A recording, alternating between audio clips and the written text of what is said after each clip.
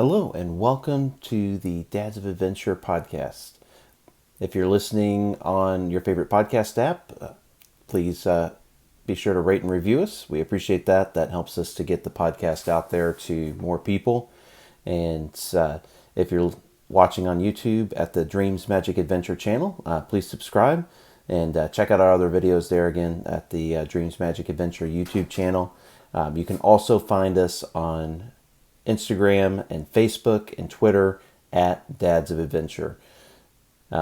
Also, please visit the Dads of Adventure homepage at dadsofadventure.com so that you can sign up for our email newsletter and also sign up for our membership.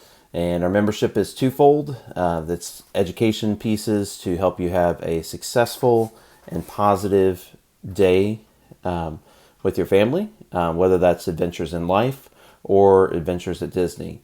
And then the other half of that is a membership where like-minded, positive Disney speaking dads can have conversations that lead to other conversations about adventures with your family. So just so we can share that time together. So we'll be giving some more details about that, or you may have already heard some of those details. But sign up there.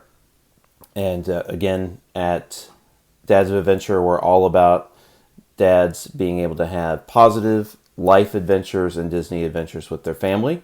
So that's what we're all about. Check us out in all those places. And today is a special Father's Day series that we're doing. So we haven't given the full name to it, but I think Father's Day Extravaganza has been mentioned at one point. So we're not giving it an official name here. But today we're going to talk about gear for dads. Just that would be helpful in the parks, or we may venture into the cruise line area, or just living life of adventure in general. So I'll start with just a little bit about kind of the clothing I wear. So when we go to the parks, I want to be prepared. A lot of times we go to Walt Disney World mostly, and there's a high potential that there could be rain.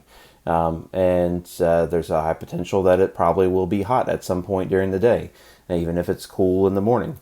So I want to be prepared for all of the different potential weather conditions. Sometimes you can't be prepared for everything, but as much as I can be prepared for those things, so that continue on with my day and not be leaving the parks when the weather gets bad because I didn't plan accordingly.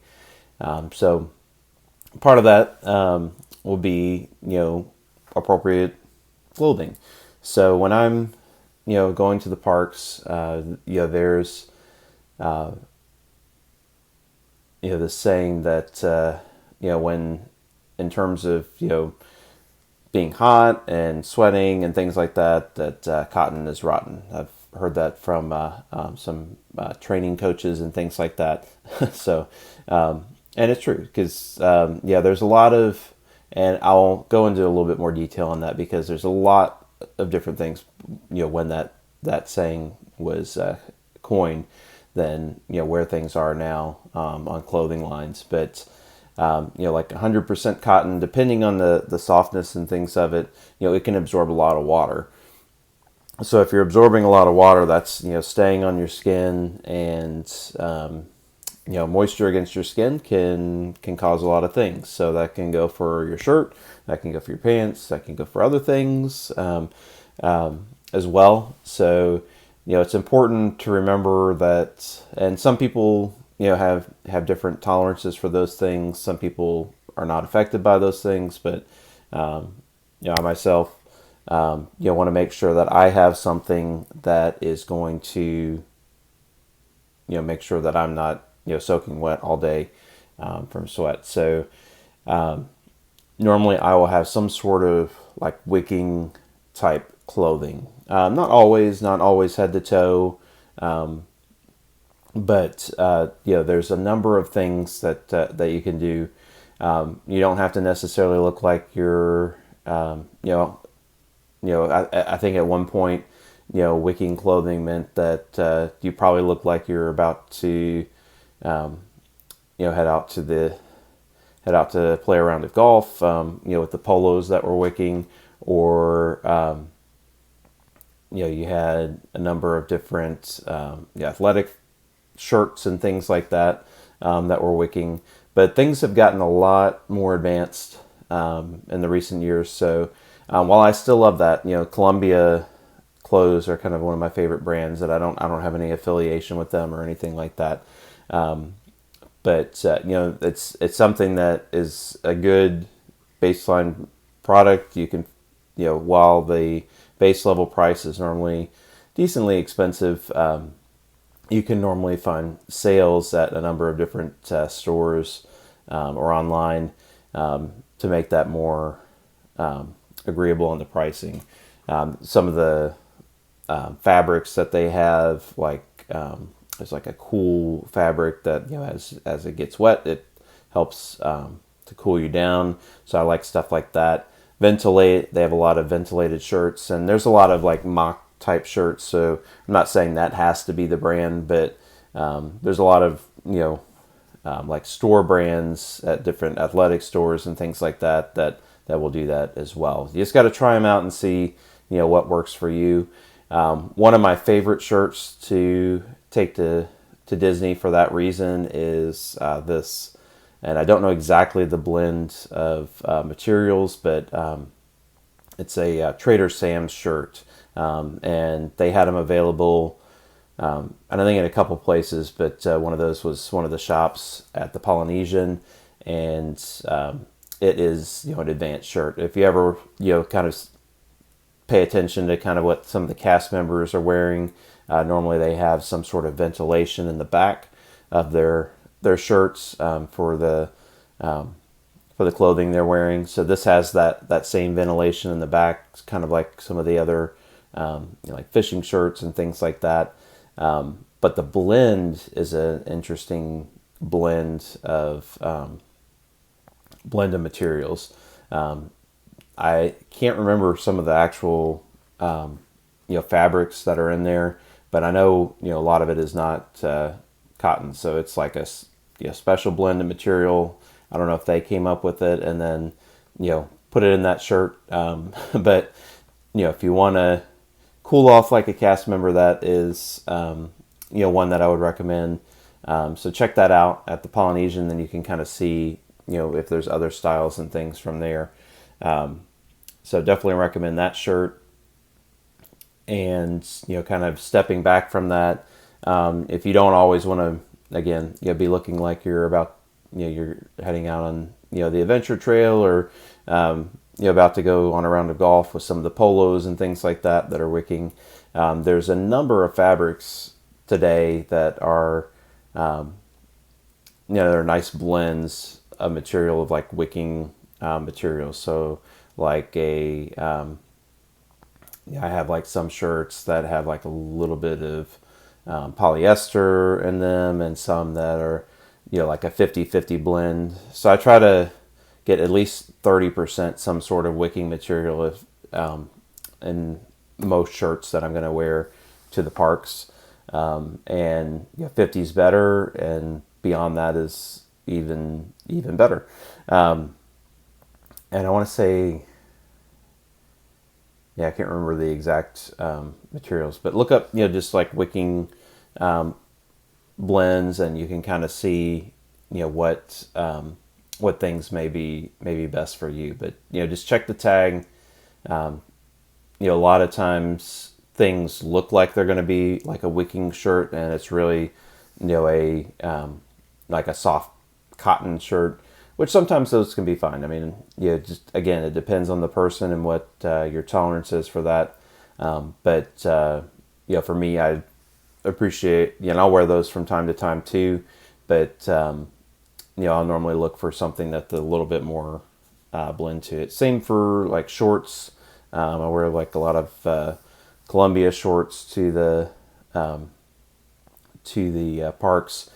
Seersucker shorts are a good fit for me. There's a certain brands that you can find, and there's not just one brand, but certain brands that you can find that are like cooling materials and things like that.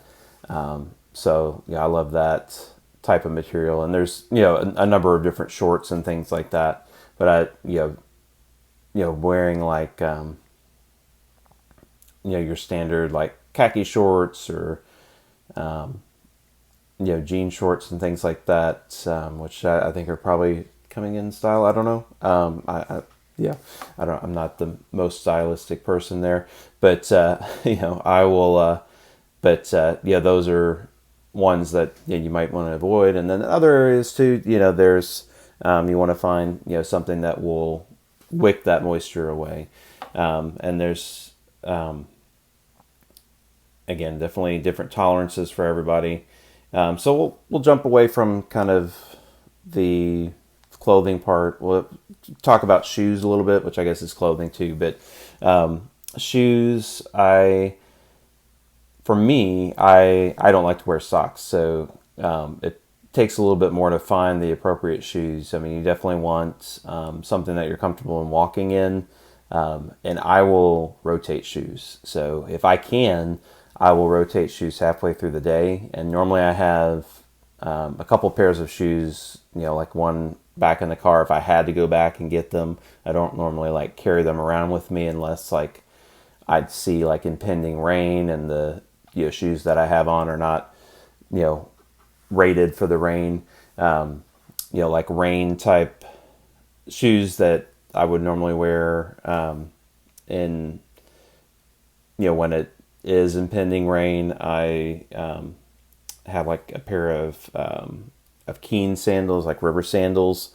Those are great. They're kind of heavy though, so I don't wear them all the time, but they're great. If it's raining, they do get wet, but when they're wet, I can still walk around and not get blisters and things like that. I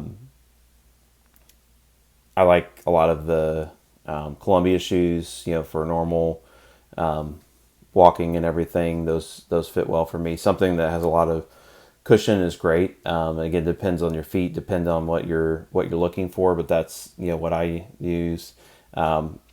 If it's a really rainy situation, I do have a pair of like Chaco sandals that can take on any sort of water and rain type situation. So if I know it's going to be a deluge and I'm going into that prepared head to toe for rain and fast drying materials, then I will take those. But that does slow me down a little bit because for whatever angle that they're at, it does keep me from being able to move as swiftly through the parks. So if you're trying to move swiftly to like a dining reservation or getting in the parks early at rope drop, that may not be the best option. Some tennis shoes will be good too, but would definitely recommend like some sort of sock that has like a wicking material or like an anti-blister type sock. If you're not if you are wearing socks with your shoes or like tennis shoes, like I probably wouldn't wear tennis shoes without my socks. So I'll have some socks for that. The other thing I picked up recently was there were some Crocs, and they're totally dad looking Crocs, but with like the mesh on the top and things like that. But they have like a little Mickey symbol on them. It's very subtle, but they are Mickey Crocs. They were at Wilderness Lodge in the gift shop for a long time, and then they went to a clearance store nearby, and I picked those up for a pretty decent price. So those are great too. Those are super lightweight. So it just depends on what your tolerances are for some of those things. Like I like to wear those because I like to wear lightweight shoes because that the extra weight of like a big tennis shoe or again like the Keen sandals, that makes my feet get tired faster. So I'll often, try to get something that's a little more lightweight, like some of the Columbia, like boat shoes. I have some of those, or those Crocs, would be my preference if it's not impending rain or something like that. And again, I will switch partway through the day if I can, or day by day if it's a multi-day trip, because with I'm I'm pretty adept at like where my feet have built up calluses for the shoes that I wear in the parks. So and especially without socks, but if you're just wearing like those things for the first time, there's definitely a potential for like blisters and things like that. So switching out the types of shoes makes my feet tired in different. If my feet aren't getting tired in the same spot, it's not hitting like the same spot where my feet would be like hurting or something, and also the points where it might rub on my feet are going to be different too. So that is definitely something that I do to kind of maintain, my feet and walkability throughout the parks. Oh, and I said I was going to go away from clothing, but I'm going to come back to one more thing. When I'm wearing shorts and things in the park, there are certain shorts that I pick for wearing in the parks, because there's a lot of like getting into ride vehicles and sitting down. So there's certain shorts that I have where if I have like my phone or I put my wallet in my side pocket, and that's gonna fall out. So you don't want to. You have to be going back to the ride vehicle and be like, "Hey, did you find my wallet? Did you find my phone?" And trying to figure out where you left it, or maybe it's back up on the mountain with the Yeti. You never know. So you don't want that to happen. So you want to check the angles of your pockets. As much as that sounds like a silly thing, it's I definitely have some shorts that I do not wear because I've had that experience where just everything slips right out of my pocket because of the angle of the pockets. Velcro pockets or zipper pockets are good. Sometimes I forget what stuff is in there, and then like I put my glasses, sunglasses in a side pocket, and then crush them up against something. So I don't always use those, but that's always helpful too, especially if you're going on like Everest or a rock and roller coaster or some of those other more high thrill attractions where you may need those. And going along with some of that stuff. I was just looking at, the shorts with pockets, and going back to, talking about carrying a wallet. So some folks, there are magic bands now. So magic bands, take care of a lot of things. If you're staying in a resort, you can charge to your magic band and charge that to your room if you have a card on file there. So that helps quite a bit with things. If you have an annual pass, it can go on that card. If you have a ticket, it can go on that. It can go on the magic band too. I said card, but I meant magic band.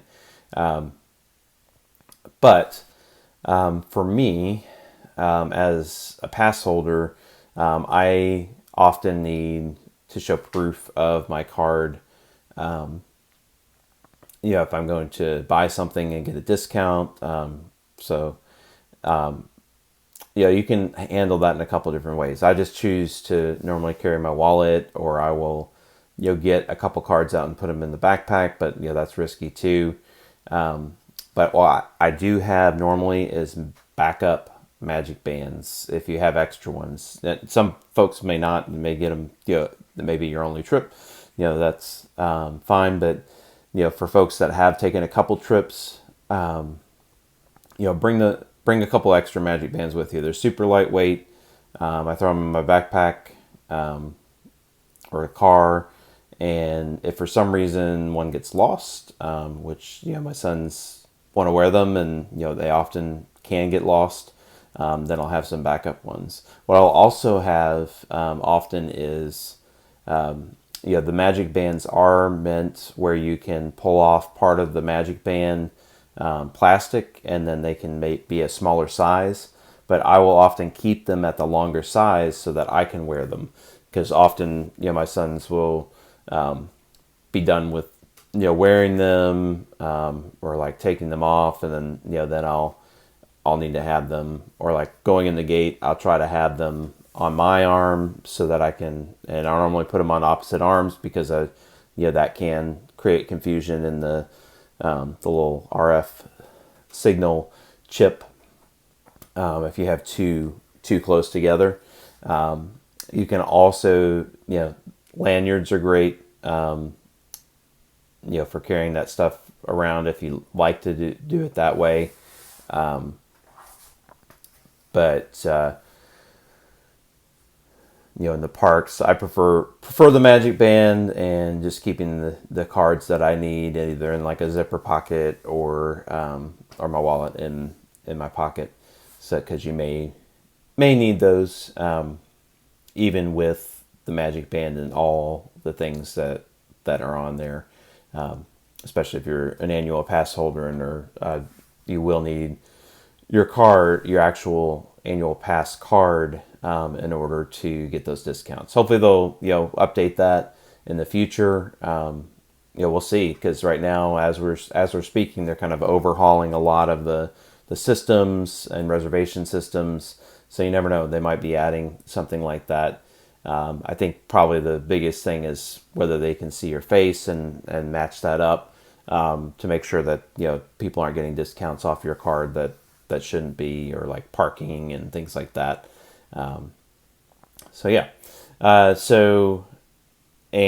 That's another point I'll make, is just be prepared if you are an annual pass holder and you're trying to use the free parking privilege in the parks, that you will need to have your ID available, so that you can prove that you are the person that you're on the card. So just make sure you have that before you jump in the car, if you're leaving from your hotel or whatever. And if you're at a Disney resort, you also have those privileges as well, not just annual pass holders. So if you're staying in a resort, then it should be on your magic band. If you're an annual pass holder and just going in for the day, you will need to have your ID as well. So other gear and type things. I always want to make sure I remember our popcorn buckets, and make sure we have those as we're going out through the day. I think so for us, we eat a lot of popcorn. So it may depend on how much of that type of thing you like, or your family likes, whether that's a value for you. But for us, it's a value, because once you invest in that initial popcorn bucket, the price of the refill is one of the cheapest snacks you can get on Walt Disney property. And I'll admit, I didn't know why the Walt Disney World popcorn, or Disneyland popcorn was so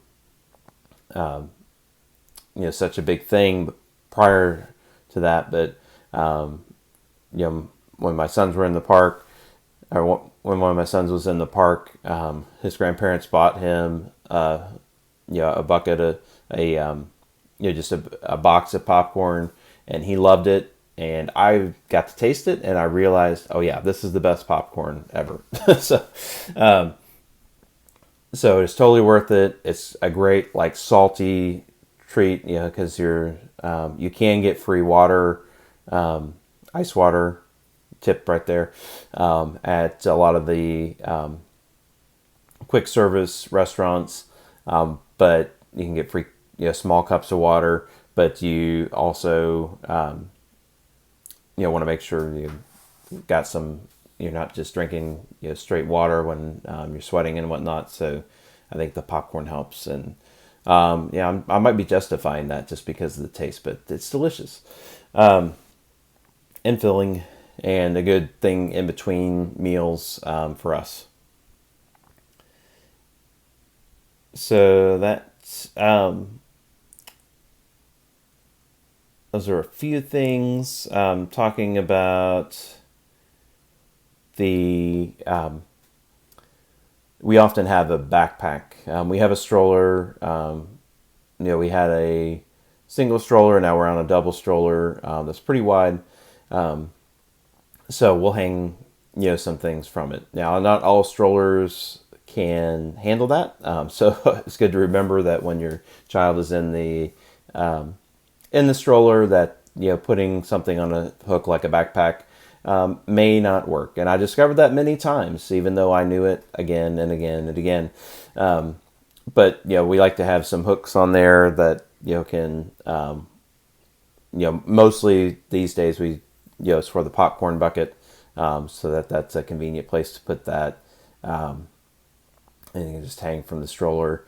And prior to our double stroller, which had a couple of cup holders, we had what's called like a Robo Cup. I definitely recommend the Robo Cup. Again, not an affiliate, not associated with me in any way, but it's like a industrial like clamp.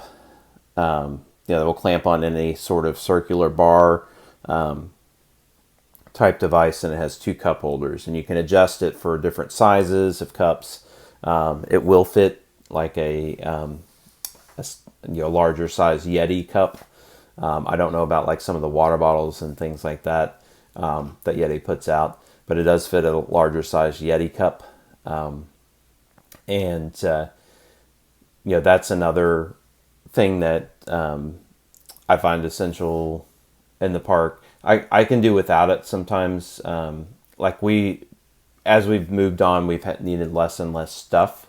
But I often take my, if I know that I'm not going to be folding up the stroller a ton for like buses and things like that, we try to take monorails and and boats and or walk, and occasionally with the new Skyliner, I might have to fold it up, but it's not as bad there because you're right there and folding it up and not having to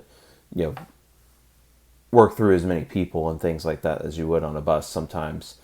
But I find the Yeti is great. I'll fill that with like ice. That way I can fill it with like ice water throughout the day from the cups that you can get.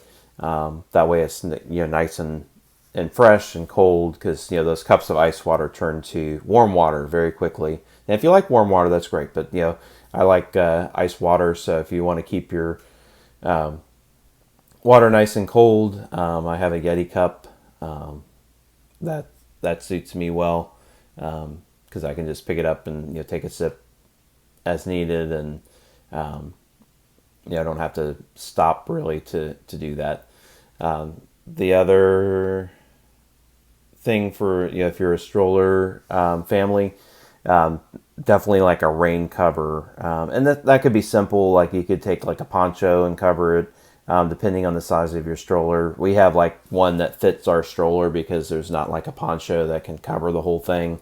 And we're using like umbrellas and things like that. That just didn't work, especially if it got windy at all. So if it's looking like impending rain when we're about to go on an attraction, we'll normally like Velcros on and fits the stroller so it keeps the seats dry, and subsequently like the under area of the stroller, and just makes for a little bit easier transition through the park. And there are times I've forgotten it and made do with like a rain jacket and things like that. Didn't quite work as well, but that is something that we try to, it's in the stroller ready to go. If we need it, we put it on. If we don't, we leave it off. But that's an item that we always take with us. I would recommend hats, but I for whatever reason my head is not shaped well for a hat. So if I have any, if my hair is growing out at all, it looks quite crazy. But I do enjoy a good visor when my hair is short, or a good hat, because it's sunny out there. Sometimes you don't realize it when it's cloudy, but definitely recommend a hat. Sunscreen, all those things are definitely a good good option. The smaller you can get them, the better. And that leads us into kind of the backpack situation. So we carry a backpack. We've gone through a few different ones, depending on what we're doing, depending on what we need. Like if we know that we're going to need like a change of clothes because it's super hot, or we're doing a couple different things, or we want like nicer clothes for a meal, or we know we're gonna get wet because we decided to ride Splash Mountain that day, and that can depend on what we take. So we try to take the smallest backpack possible. Ideally, we'll have one that has like a water bottle holder with it, but we try to keep it simple. Like we do have there's like the North Face backpacks and a lot of backpacks that have like tons of little pockets and things like that. And if you're like an organized person who remembers where all those things were and puts them all back in there, great. Get that.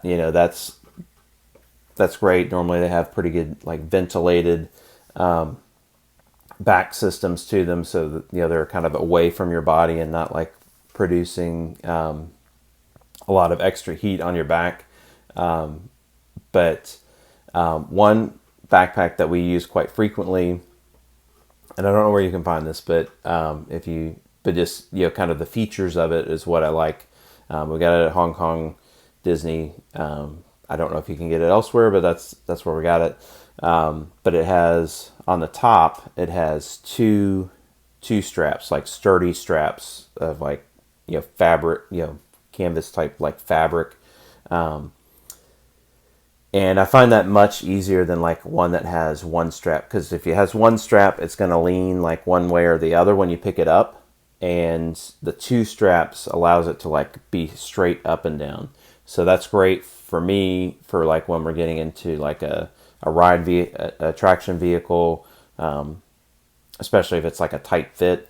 I can drop it straight down and I'm not like working with the angles. If I need to carry it, I can pick it up pretty easily and carry it, so it's not like at a weird awkward angle.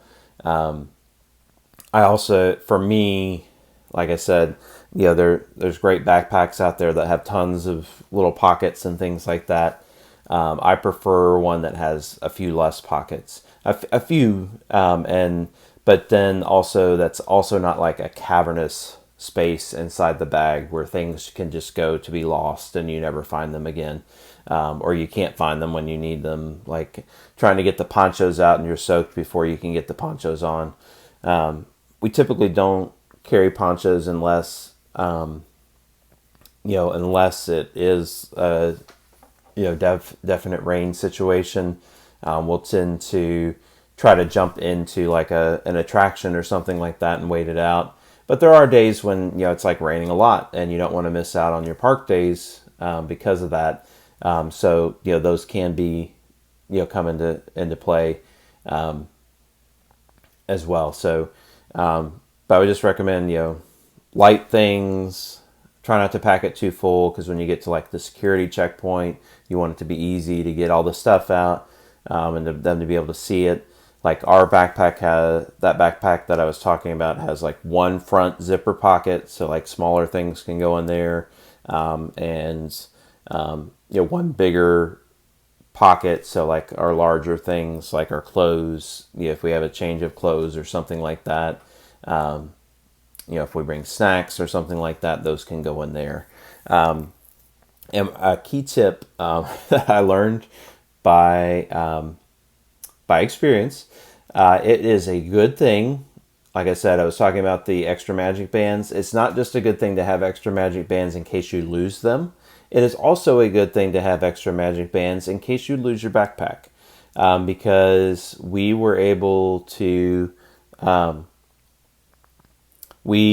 accidentally left our backpack at one of the resorts when we were taking a break from our day, and we weren't exactly sure where we had left it. But because of the magic band, and you can call this Big Brother or creepy or whatever, but they were able to track us down and give us a call and let us know that they had the backpack, where it was, so that we could go back and get it, not hunt all around and retrace our steps. So that was amazing. So keep an extra magic band inside your bag that is linked to a phone number, because if it's a kid's one, it won't really matter because they probably don't have some of that information on there. Maybe they do. I don't know. But that was an amazing thing to for them to be able to get that back to us so quickly, and we just quickly got it, went on with our day. We didn't have to worry about it too much. So going along with that, some things that go in like the front pocket, again, makes it easy for security. I just undo the 2 zippers as we're coming up, make sure I'm unfolding the top of the stroller, and then bottom of the stroller, lifting some of those things out if they need me to quickly, so we can get through security as quickly as possible. That's the goal. So you don't have to unzip all those little pockets and see that. But again, if that works for you, that's great. But that's just my take on things and what works for me. And that, So the other piece is that I would recommend for kind of gear to be successful is the fuel rods that they provide at the parks. I mean, when I say provide, they do cost money. But once you get that fuel rod, you can exchange it at a lot of places. So you can certainly make sure you're charging your phones. You can stop during the day. There are places in the park to charge your phone. But for me, I don't want to necessarily have to stop at I want to plan when I'm going to be stopping, and I don't necessarily want to have to stop because I want to take a picture and my phone is dead and I have to go find a place that has an outlet to sit by until my phone charges back up. Those don't provide like a full charge, but it'll provide like a quick charge to give you a little boost. And then you can go exchange it and redo it until your phone is back up and running. There's quite a few locations. You do have to kind of know where they are because some of them are a little bit hidden in the parks.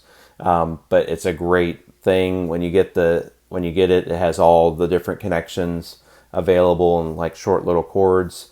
And then when you go to exchange it, you just exchange the fuel rod itself. So you got to remember to bring them with you. I forget that sometimes. You can also charge those up, in your room or whatever, in your car if you have the right connections. But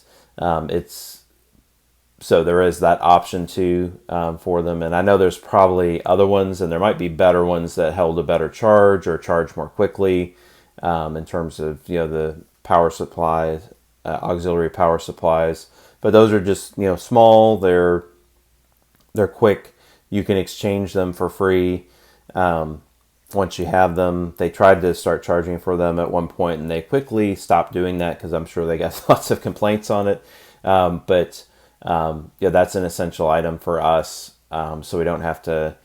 If we forgot to charge our phones, or we're just been taking a lot of pictures or videos and things like that throughout the day, we don't want to have to stop at a point where we didn't plan on stopping.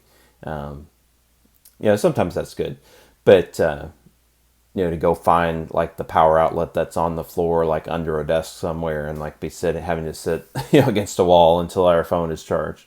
If that's but that is a good time to rest if that is what you need. But that's just not necessarily how I like to do things. I will also bring a longer phone charging cord, so that way I can have if I need to use my phone for things, and I try not to use my phone, have my phone out constantly. I'm not, I will definitely not, try not I'm not like looking at email and things like that constantly while I'm in the park. But for taking pictures and videos, that's the main thing we're using it for.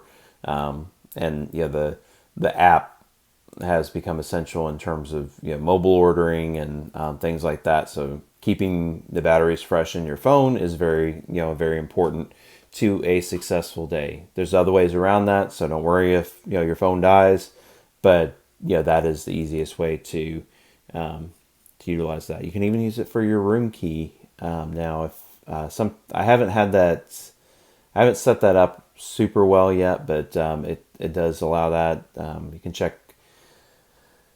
It's hard to find, and I would have to re-look at where it is in the app now, but there was a point where you could check bus times from your room, so you didn't have to go out and to the buses until they were a little bit closer. So lots of cool things like that are in the app, so that's like another good reason to keep your phone charged. So I think that pretty much covers it. And occasionally I'll take a rain jacket, but for me, I get too hot. I'll get wetter with sweat, being in a rain jacket or a poncho mostly, than just making sure that I'm prepared for like if it's going to be a rainy day.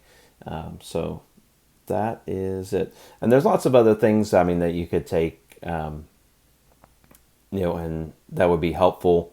But I try to be as minimalist as possible. Sometimes it doesn't look it with our big stroller and all the bags and things that we have with us. But as we go, we learn a little bit more. But these are just some guidelines and tips and tricks that I've kind of learned from over time on things that work for me. So hope those will work for you and as other dads and Disney dads trying to have a positive, whether that's Disney or other life adventures and Disney adventures with your family. So for now, and with the special Father's Day Extravaganza episode, we'll sign off for now. Don't forget to rate us and review us in the podcast apps that you're listening in. We are now on Spotify, among others. And as of this podcast, we're waiting for approval on iHeartRadio, so it may be there. You never know. So you might be listening to it now on iHeartRadio. And be sure to check us out on our YouTube page. If you're watching, you already know where that is, at the DreamsMagicAdventure YouTube page. And subscribe there. And I believe you can review us. Yes. Yep. So that's great.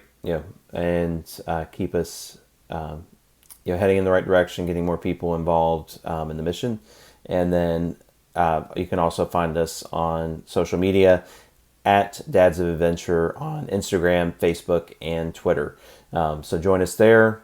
Go to dadsofadventure.com to sign up for the email list and join the Dads of Adventure membership, where you can learn even more tips about having a successful and positive experience at Walt Disney World and beyond, and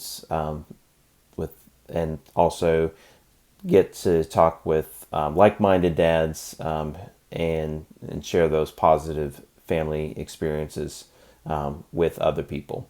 So for that, that is all we have. And for now, I will say, go have an adventure with your family.